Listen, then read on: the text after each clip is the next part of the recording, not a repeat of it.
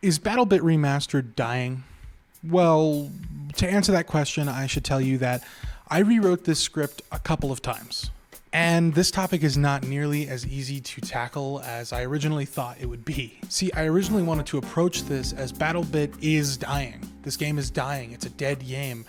But that's incorrect. That is just wrong. I was basing that off of one game that I had played after a long hiatus, and that was it. But since writing the script, I've actually played some more and realized the SteamDB charts aren't really the end-all be-all of this game. And sure, while BattleBit isn't what it used to be when it launched, what game is? I mean, with very few exceptions, most games that have a huge hype around their launch eventually peter out, especially these games that are solely designed around a multiplayer experience. I mean, look at Helldivers 2, for example, right? Yes, the Sony drama certainly doesn't help, but they went from 500,000 Steam players to now less than 6 figures on average. Now, it still keeps a pretty healthy player base, but you can see that that sort of hype dying down is a big part of this topic. So in short, multiplayer games, it's hard to keep that audience for such a long period of time, right? Now, when BattleBit launched, this was great for the genre, right? People were so upset with the current state of online shooters. And personally, including myself, I know a lot of people who are just tired of the same Call of Duty being released over and over again, and frankly a little offended. And you look at like Battlefield 2048 that released as a broken mess. Snowpack, to the fight.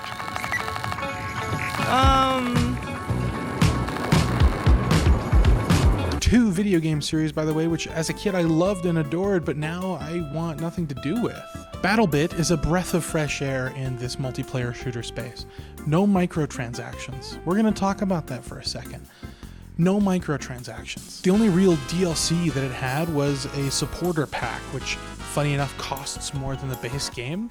So it's not a microtransaction, it's more of a macro transaction, which you don't really see in games these days. And don't give them any ideas, all right? Which, in the last decade of online shooters, no microtransactions, one supporter DLC, that's unheard of. There's no 99-cent skins or $5 loot boxes for kids and adults alike to gamble on some digital drip. This released first and foremost as a game meant to be played, meant to have fun. And to this day, BattleBit achieves that every time I hop on to play a match. I had a friend recently tell me that they thought BattleBit brought nothing new to the table, and I guess you can make the argument, right, that with its game mechanics there might be some merit there. However, I would disagree. See, what BattleBit brought to the table that was new is it didn't treat their players like dollar signs to stuff their already packed coffers.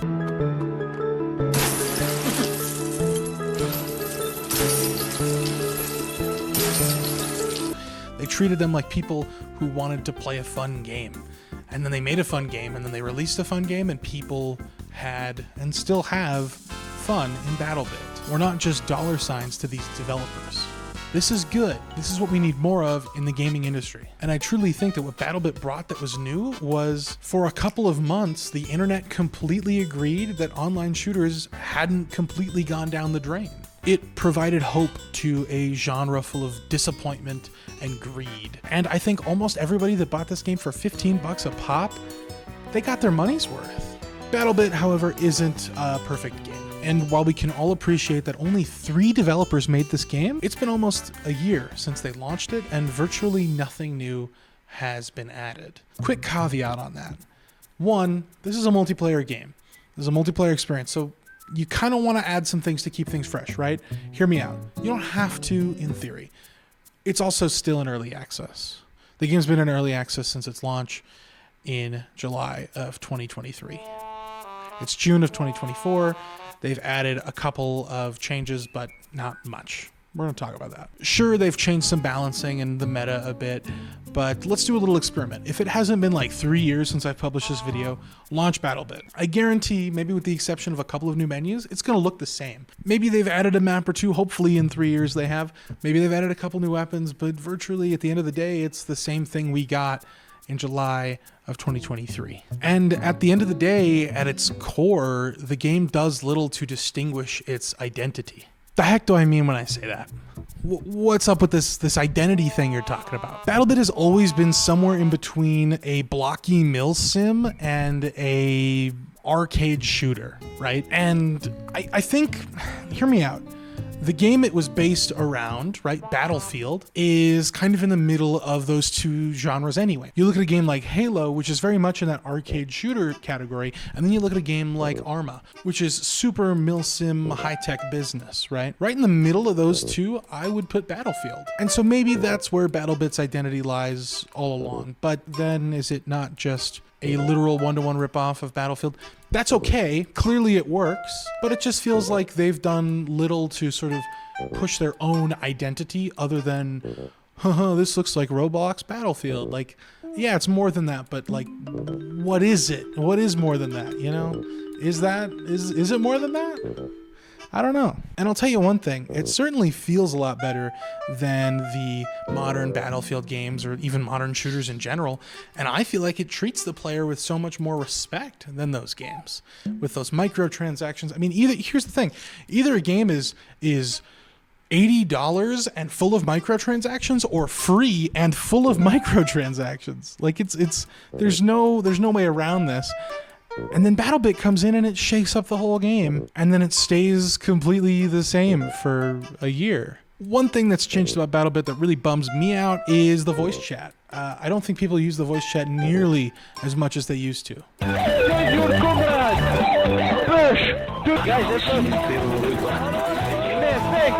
my comrade.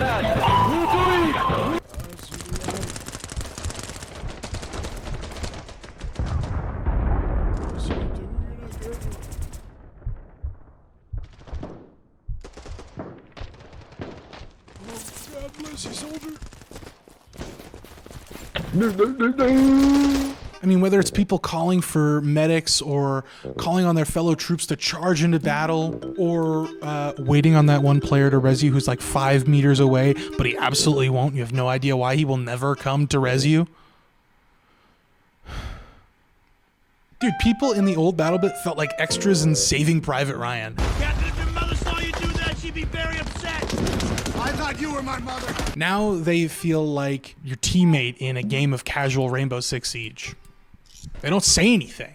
You'd be lucky to get a grunt out of someone who should communicate, like a medic or a heli pilot. A grunt, that's where we're at. That's what it feels like. Maybe it's just my luck, my dumb luck, but it feels like we are so far from where we once were with this voice chat system. There aren't many games that were this popular that had that, and yet for some reason people don't do it anymore. And it sucks. Play BattleBit and talk to people, because that was like half the fun, right? Another downside to BattleBit is something that the devs have been struggling with for quite some time now. It's balancing. Weapon balancing in this game has been quite the hurdle they have yet to fully get over, if that makes sense. I mean, we're talking SMGs that were laser beams at 1,000 meters away and DMRs that wouldn't even one-shot like unprotected heads, making them pretty much useless. And some of these have been addressed recently as far as I can tell, but I do still hear talk in the community of some serious balancing issues that are deterring some players from returning to the game. Another thing that kept people from enjoying the game, especially early on, was rampant cheating. I'm not really mad at the devs for this, right? Like, you don't make a competitive multiplayer game to like promote cheaters. No, they've tried to fight this, and I think in recent months have done a great job with it, at least from what I've personally seen. But real quick, if you cheat in an online, like even remotely competitive or just any online PvP game, you're a loser. Go just like play the game normally, let everybody have fun. Like, don't be weird. Like, why are you being weird? You're gonna cheat. But good on the devs for squashing that issue fairly quickly, as I don't really think it's as much of an issue anymore as it once was. A big problem I have personally that I suspect others might have too is my friends just don't care about BattleBit anymore. A lot of the fun I had with the game initially was with my friends. Hopping on after work for a couple rounds of BattleBit was like the highlight of last summer. But now a lot of my friends feel that the game is dying or that it's dead. And ironically, I think they're affirming that belief by not playing it. I know I did. I can't really blame them though. You know, sometimes a game just gets old, and that's perfectly fine. It's perfectly normal. We all stop playing our favorite games eventually. I just wish every now and again they'd hop on for a round or two, because there's still something there. Ironically, I feel one of the bright sides of BattleBit's stagnant updates for me is that the game is still just as fun as when it came out. They haven't really had a chance to ruin the experience because they haven't changed the experience. And I think that's both a good thing and a bad thing, right? You can't have too much stagnation in one, a multiplayer game, but two, an early access game. But it still hits. When it hits, you know? While writing this script, I had hopped onto the game for the first time in a long time, and I had an absolute blast sniping people and definitely not dying way too many times. Like,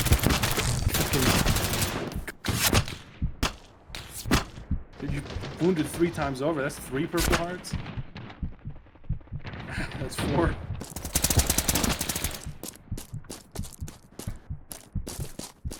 And sure, I think the developers dragging their feet on massive changes to this game is a little antithetical to what makes it so fun in the first place.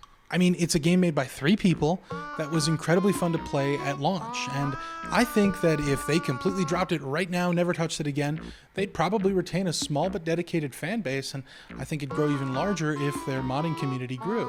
However, if you want to keep the attention span of 80,000 people, the same 5 maps being rotated gets stale so fast. It's been about 6 months since this game has had a major update, and the community is starting to get a little vocal about it. I was seeing it in the comments of YouTube videos, in Steam forums. I see comments referring to the devs as tone deaf, or that they don't even listen to their community. And while I haven't been around long enough to really know the extent of that, it seems like the general consensus is that the devs are dragging their feet. They're not adding enough new content to satisfy even their most loyal fans. I mean, shoot, 6 months is a long time to keep people waiting. When I logged on last, there was this big notification that there was this huge update coming out soon. But when I looked up any news about this major update, the only thing I could find was from a YouTube channel called Kamikaze78, who posted about 3 weeks ago some of these major changes that the devs are promising to make. However, when you look at his other videos, the devs have been talking about this update for months. I saw a post on Reddit that said it was originally slated to be published in April, but it's June. It's June and it still isn't out. Hey, Editor Zach here. I'm recording this because while I recorded the original video, I made a little mistake. So this next section of the video, I kind of do a little rant talking about how I found it incredibly difficult to find any information on this massive update they kept talking about in the game. Nothing on their Steam page and nothing in the game itself that I could tell. While that isn't necessarily false, what is incorrect is the devs are actually talking about it. I was watching a video the other day while doing some research by a YouTuber called Sleep. I'm going to link this below if you're interested. And it's called How to Kill a Game 101. And they show that the devs live stream on Twitch. And more importantly, they show that the community is actively upset with the stuff that they're talking about. I'm going to show a couple screenshots up here, but if you want the details, go ahead and check out Sleep's video. Again, it's going to be linked below.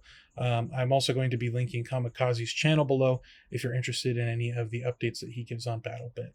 Apologies for that little blunder there. I hope you enjoy the rest of the video, and we're back to regular Zach. And, you know, here's the thing. Making these major, massive updates, it takes time. Completely get it. But I couldn't find anything on the Steam update page. All I know is that right now they plan on adding new sounds. And that's great, but come on, it's been 6 months. I hope there's more. I don't know. What's it called? Yeah, adding doors. Oh yeah. Actual doors. The community is clearly getting antsy, and people want something new before they set their sights somewhere else and find a new, fresh experience. While my initial script was fairly harsh on the game, I don't think BattleBit is dead. Despite the low numbers on SteamDB, it's not pulling the numbers that Rising Storm 2 is. Rest in peace, my sweet prince.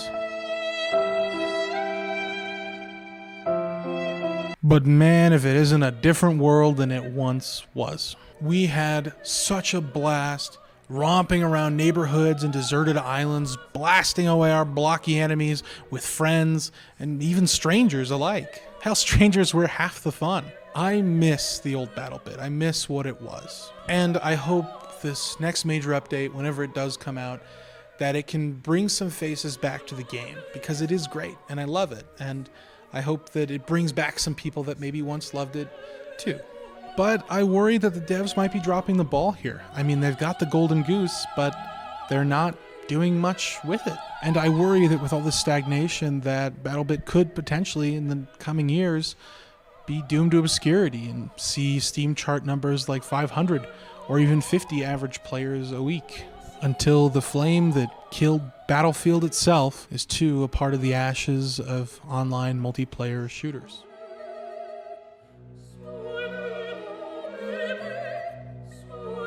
I sure hope not. What do you guys think? I mean, do you think this game has much life left in it? How much? Did I miss anything? If you thought I missed something, let me know. Let's chat about it in the comments. I'd love to talk more about this game with you. I know this video might have been a little different than what you might have become used to on this channel. BattleBit's not a puzzle game, and I know that. But this isn't a puzzle game channel. I'm not going to talk exclusively about puzzle games, although I like them.